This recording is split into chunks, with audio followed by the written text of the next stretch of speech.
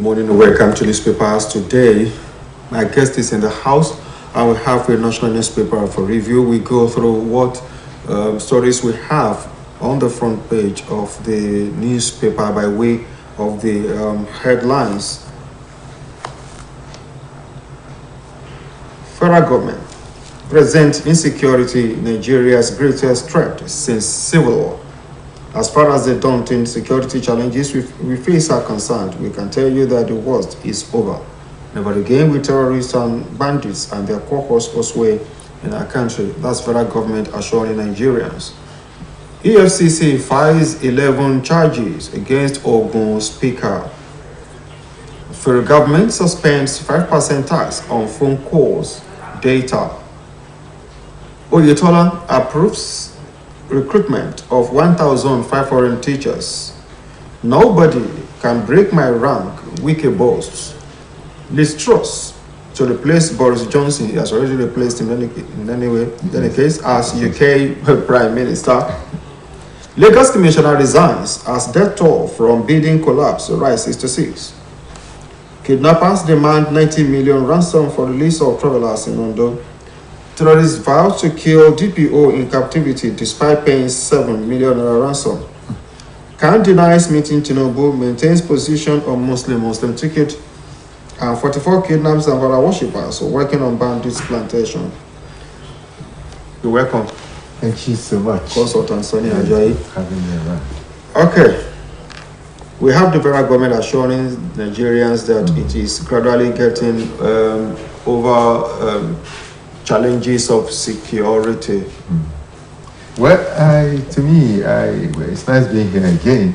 To me, I think it's a good news for all of us as Nigerians, and even for people who want to invest in our economy, because the major constraint, like the federal government, rightly put it, is insecurity. Is that nobody's going to bring his money to an environment, a milieu that is not secured. And that said, insecurity itself is a function of many things. You see, we remember in this country that when we have what we called a robust value system, criminality is like a shame to entire family, and that can maybe also disgrace and belittle their integrity as a family. So everybody was being told that he or she should remember the son or daughter of whoever he is. So, and that value system over the years have been eroded by materialism. To the extent now that people who are sincere, people who are godly, are now, being embarrassed and now being touted as not really being intelligent or brilliant. And that is why you have a man allegedly, accused of siphoning 100 billion naira.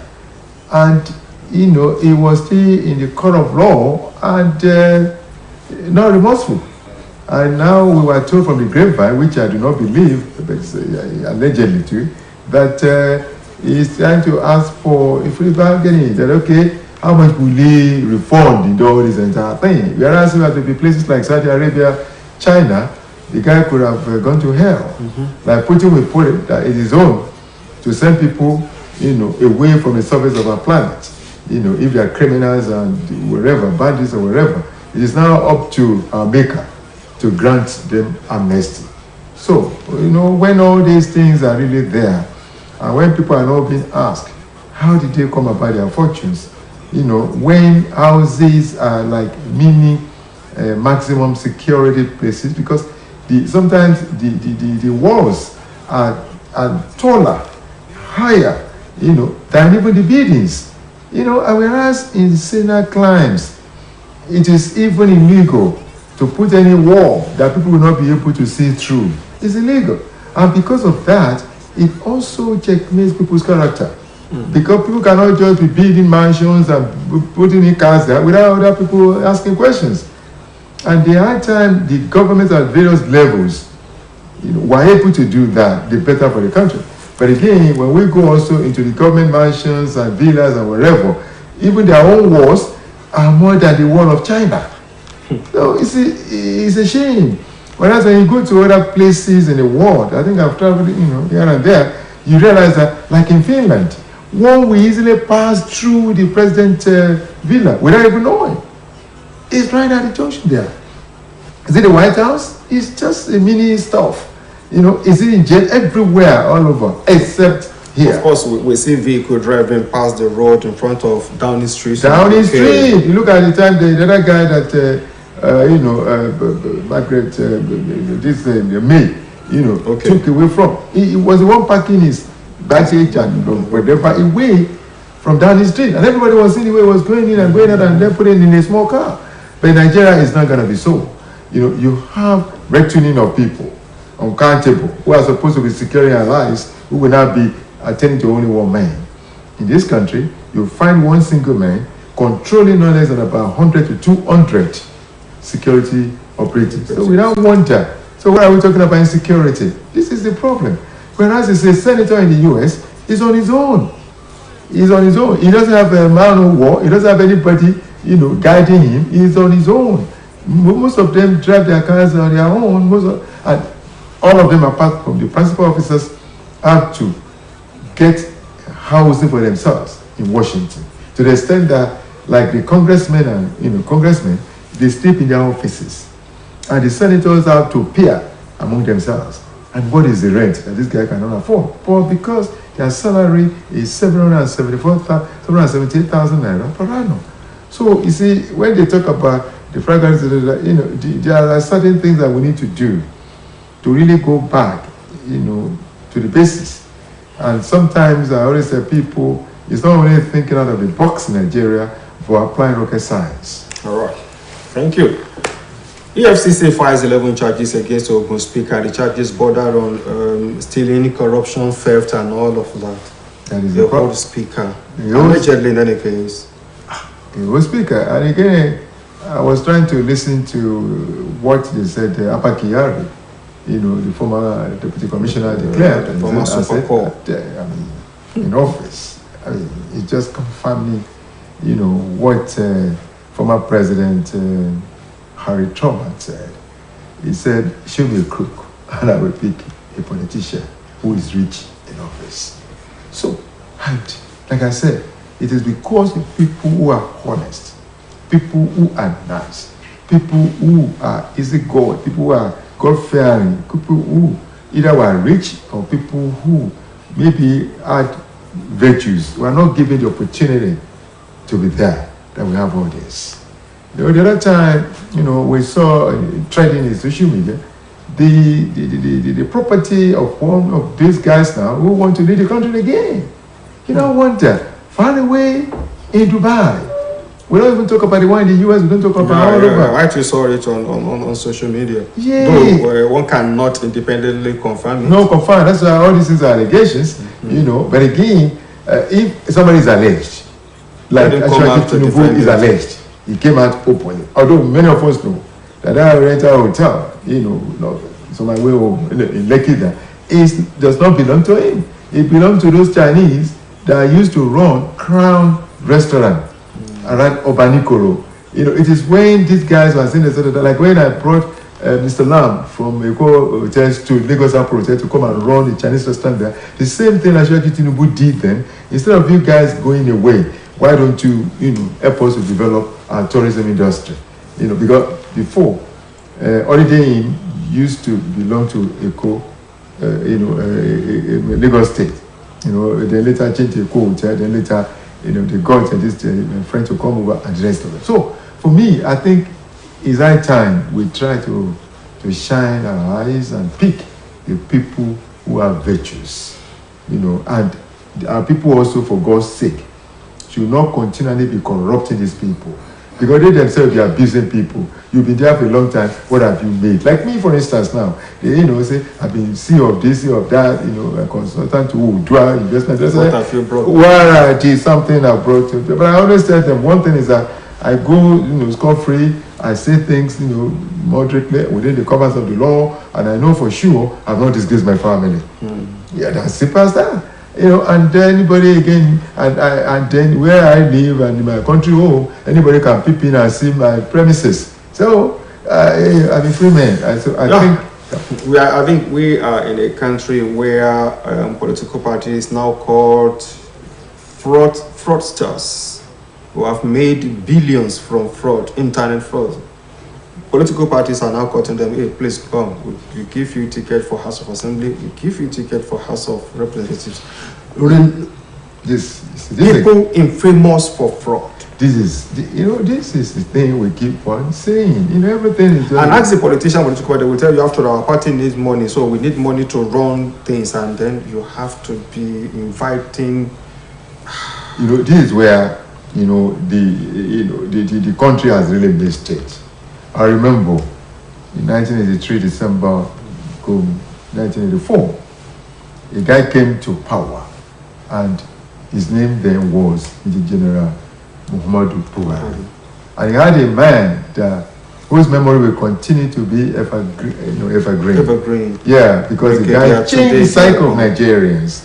He made us to believe that we are human beings and we can live a decent life. This is that. But where I'm going really, and I pray that so should continue to rest in peace. As a General Tunde Diago. And that time, nobody ever queried one thing. Nobody ever queried Fulani ticket. No, both of them, are Fulani. Nobody queried that. Nobody ever said Muslim. Why? Because what mattered to us then was virtuous character, which this man epitomized. And then people were jailed. I wept, because then I was in Dover. I wept in the NDC. When people like Professor Ambrose Ali was jailed. Ambrose Ali was a professor of medicine. He was right there in the university and became a governor. He never left this surface of the earth with a single house. And he was jailed. Onobamijo was jailed. At Michael Ajasin was jailed. And all these guys were really poor. Ekweme was jailed with his 11 doctorate degrees. No one of them was given for free. He was jailed. Why? They said they empowered their parties. That was all. Exactly. None of them was found guilty of stealing. But they empowered their parties. They empowered their parties. Allegedly with public funds. Absolutely. And they had no option. And they were all jailed. And many of them left the place to go and die. Yeah. And the blood of the innocent continued to haunt Nigeria. And so this is what we face today. They now have people who are corruptingly, devilish, now being called upon to come and be picking tickets. I do not pity this generation. This generation, has to do with any man who has children. He already has a second generation. If the children start having children, they already have a third generation. So many Nigerians today are in their fourth generation, looking at their fourth generation. That's the truth. Because depending on the time everybody got married and they got, blessed marriage. And so what am I talking about? I pity those guys who will be calling maybe in 20 years' time. I pity them. Osun State Governor Adegoye Goyetola has approved recruitment of 1,500 more teachers. Absolutely. I really love that. I think I appreciate Mr. Governor. I appreciate Mr. Governor for being maybe an epitome of good leadership. In the sense that even though the election seemed to have been over, but it's like it's not yet over, but he is not daunted. He continues to still deliver, the dividends and the fruits of democracy, and continues to perform his duties, which is actually being employed for by us, and is being paid for from a commonwealth. And he's trying to show us a sample that, listen, until the final day, keep on working. That's number one. Number two, he's also taking the challenge of the positioning of our state in the lately released result. That, okay, what could have been the major constraints in spite of what I am doing as a governor and what my government is doing? Let's look at it holistically. And I think again, why he thinks, applying the rocket science, that he realizes that one of those major obstacles to learning is lack of motivated teachers. Motivated teachers in Osun State is difficult to come by if you don't have new recruits, and if you don't have having any recruits also, it's not as good as having the money to pay them. Because I wonder how somebody can be able to motivate a man who is, I don't know, who has been there over the years, and what he's thinking about is pension, and he's also afraid that by the time he goes on pension, he will not be paid. So, and it's that time we started to ask, okay, how do we do all these things? Why motivating the people out there? Why packaging their pensions like they do in many countries and in many states, that as people are going, they're giving them their checks, and they're happy. Some people, they even call them and negotiate. This is the number of years you have in services. So for me, I think Mr. Governor is doing well, and he should be encouraged. And I'm also calling on the opposition parties that when the incumbent governor of administration is doing well, we should be able to say so. It's not every time we need to antagonize. It's not every time we need to say somebody is not doing well. It is not good, because at the end of the day, the fingers pointed at one man. There's one there that is pointing at the other guy, the critic, and his own days we call. So I think kudos to Mr. Governor. All right.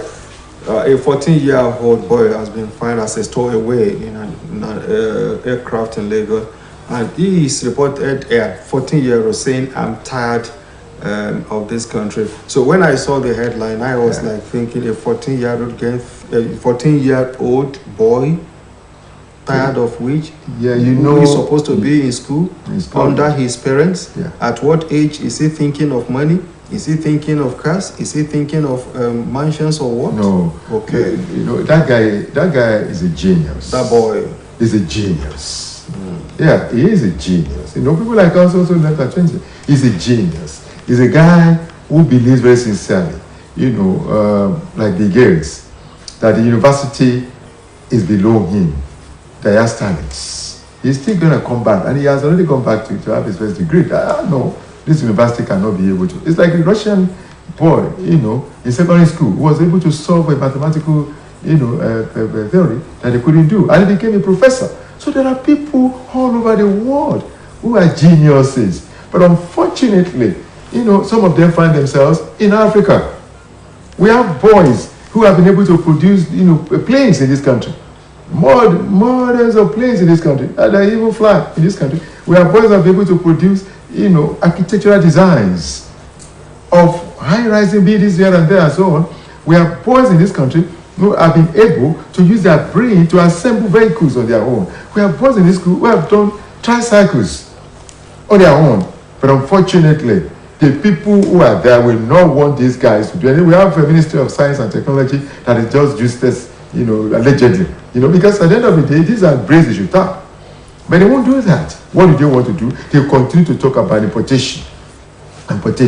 We have talents in the creeks who are also producing their own refinery, modular refineries, and they are able to serve their communities. And instead of tapping their brains and bringing them out and trying to now say, come on, let's develop this. After all, during the Nigeria-Biafra war, so many of us are too young, but we read that the people were manufacturing their own rockets, this and that. Where are those guys? India now is now going into the space, and I remember in 1960, the United Nations came up with a prediction that at the turn of the mid-century, there have been three most powerful emerging nations on earth: Nigeria, Brazil, India. Nigeria was the first to go and set up an industry in Kaduna to producing small arms and the rest of them like that. Today, that particular industry produces furniture. Brazil also went, China went. Today, Brazil is producing Marco Polo buses, their own planes, fighter jets, and what have you, and India has gone nuclear. Come on. This is the problem of Nigeria. And why this? We are too big for our constitution. People should believe that. America is one of the largest nations on earth. America has 4 different times. 4. So what did they do? They are finding fires. They said, listen, man, we're coming from all over the surface of this planet. Let's now have autonomous states, independently run by their own governors, who at those local levels are their presidents. Right. So, and let them develop their own talents and be able to produce their own commonwealth. So you now have them competing among themselves. That's why today you see states like California, no one, no nothing, depends on education. You see places like New York, tourism, and the headquarters of all the big multinational companies around the world. You see places like Texas, place like Nevada, that is Las Vegas, the capital, that is completely Sahara Desert. But it's a casino capital of the world and one of the richest. Then you see places also like Detroit that manufactures automobile. They have to use their brain. But in Nigeria, what do we do? We lump all us of together and we say 1914. And whatever is 1914, allegedly is already moribund because it is meant to for 100 years only. 100 years only. That this configuration of an entity called Nigeria, political geographical called Nigeria, is going to exist for 100 years. Thereafter, they can take a new referendum. 100 years. 1914 to 2004. 2014. 100 years gone by. That if anybody can come around and challenge Nigeria, that there's no country called Nigeria, it might go to international court. Yes. So this is, and why did they do so? And they even gave their reasons for doing so. And how many people even signed whatever? How many people? And did they discuss it? They gave their reasons. They said then, if the North was left the way it was, and it started being so buoyant, the Northerners will suffer. They tried to predict as if they were God. Again, that also led Sikh to do what he did, that today the Igbos hated the Yorubas, allegedly. I married an Igbo woman. You know why? Because instead of Sikh concentrating on the eastern part of the country, he was gunning at the Yoruba nation.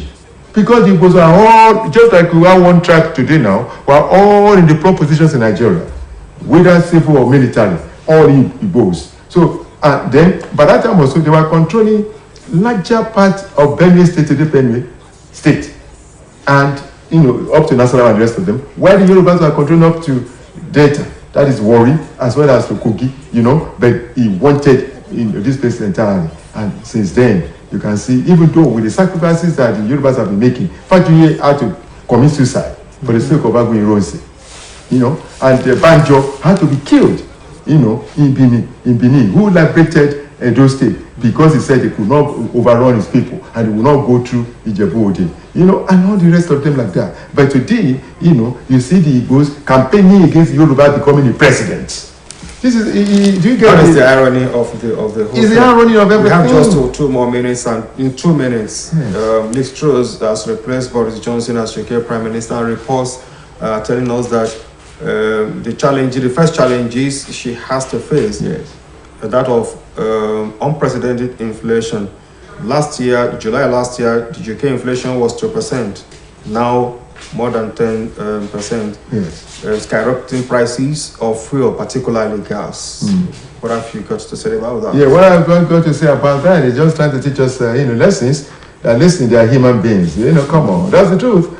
When they interviewed one of these guys in the US, was the president before, he said if you come to this one again, we want to, go to Nigeria.